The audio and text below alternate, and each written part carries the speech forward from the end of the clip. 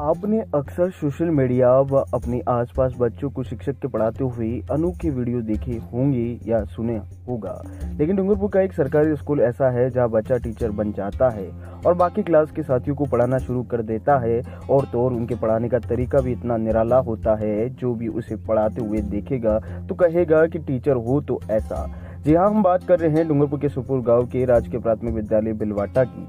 ये स्कूल कक्षा 1 से 5वीं तक है, लेकिन यहाँ हर बच्चे का शिक्षण स्तर इतना बेहतर है कि यहाँ का हर बच्चा अपने क्लास के बच्चों का टीचर बन जाता है।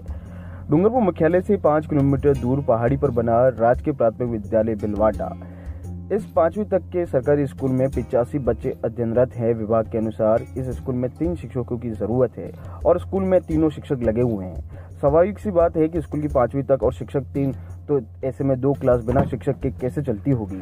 आमतौर पर ऐसे बच्चे मस्ती करते हुए नजर आते हैं, लेकिन इस स्कूल जब टीचर दूसरी क्लास वाले को पढ़ा रहे होते हैं तब क्लास का एक ही बच्चा उठकर खड़ा होता है और पढ़ाने लग जाता है।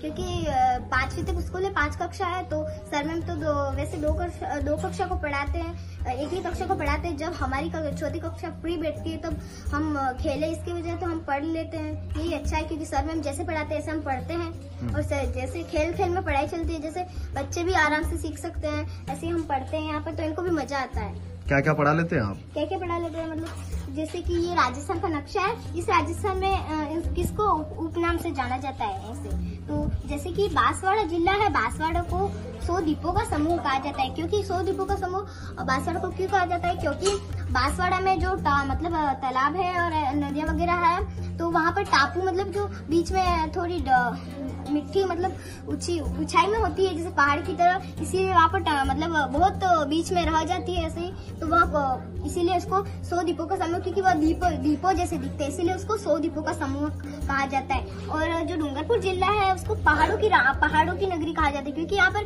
पहाड़ ज्यादा है, इसीलिए इसको पहाड़ों की नगरी कहा जाता है। और जैसे उदयपुर जिला है, उदयपुर राजस्थान का कश्मीर भी कहा जाता है, क्योंकि जो कश्मीर है, कश्मीर की आकृति उदयपुर जैसी है, इसीलिए इसको राजस्थान का कश्मीर कहा जाता है। यहाँ पर देश विदेश से लोग आते हैं, क्योंकि ये कश्मीर की आकृति जैसे दिखता है, इसीलिए यहाँ पर देश विदेश से लोग आते हैं।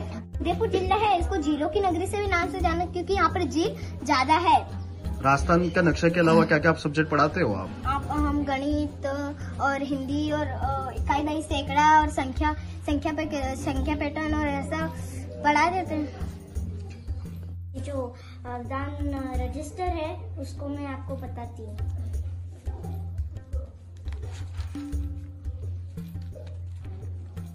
ये अवदान रजिस्टर हम पहले जो नंबर आता है उसको यहाँ पर लिखते थे, फिर जो तारीख होती है उसको भी यहाँ लिख देते हैं, और जो बुक का नाम होता है वो यहाँ पर लिख देते हैं, ऐसे लिख देते हैं। और फिर जो बुक ले रहा है ना उसको हम यहाँ लिख देते हैं, और वो किस कक्षा में पढ़ता है वो लिखते हैं यहाँ पर, और जो बुक का नंबर होता है उसको यहाँ लिखते हैं। बाद में वही तारीख यहाँ पर जो लिखते हैं वो यहाँ पर लिख देते हैं, और बाद में उसके हस्ताक्षर यहाँ लिखते हैं, और जब वो किस तारीख को जमा करवाता है वो उसको हम यहाँ लिख देते हैं। ये बुक ले जाके क्या करते हैं बच्चे? फिर बच्चे बुक ले जाकर अपने घर पर पढ़ते हैं और दूसरे दिन यहाँ स्कूल में आकर सुनाते हैं। कोई स्कूल में नहीं पढ़ता है।